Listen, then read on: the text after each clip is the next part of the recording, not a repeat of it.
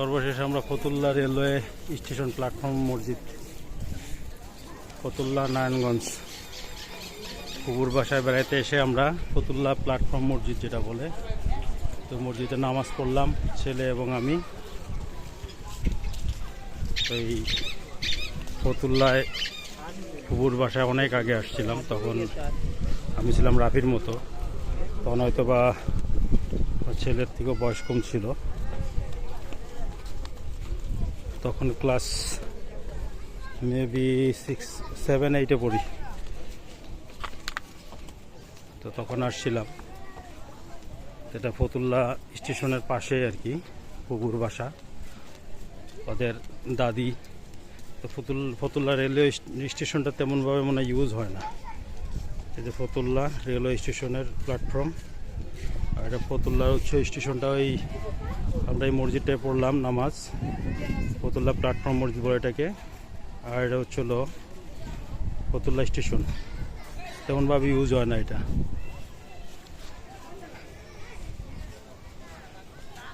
তো স্টেশনের পাশেই আর কি পুকুর বাসা। এখন নামাজ পড়ে আমরা যাচ্ছি।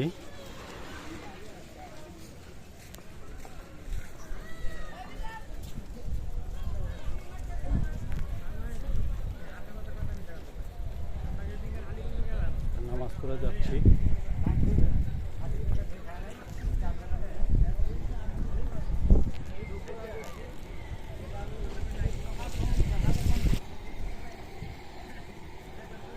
আশেপাশে ভালোই বসতি, এটা একটা প্ল্যাটফর্ম। তো তেমন ট্রেনের আনাগোনা নেই। যখন জুট মিলটা ছিল, আদমজি জুট মিল, তখন এই ট্রেন লাইনগুলো খুব ইউজ হতো এবং ব্যাপকভাবে ইউজ হতো।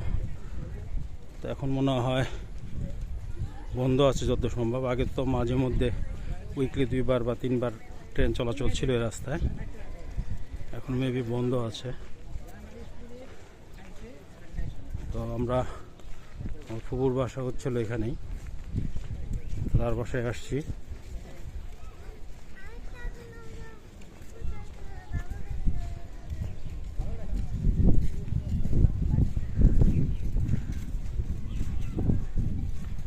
তো ফতুল্লা রেল স্টেশনটা দেখে আসলে মনটা খারাপ হয়ে গেল। এটা একটা ব্যস্ততম রেল স্টেশন ছিল এক সময়, আগে ট্রেন চলাচল করতো অনেক। তো ওই দোতলা বিল্ডিংটা হচ্ছে পুকুর।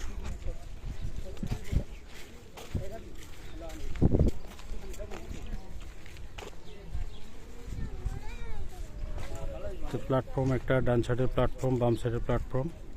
এখন পুকুর বাসায় যাব।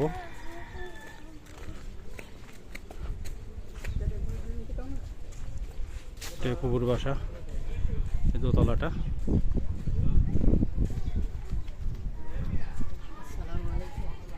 ওয়ালাইকুম সালাম।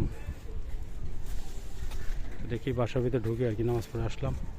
তো বন্ধুরা, আমার জীবনের প্রতিটা মুহূর্তে চেষ্টা করি ফ্রেম বৃদ্ধি করার জন্য। তো পাশে থাকবেন, ভালো থাকবেন।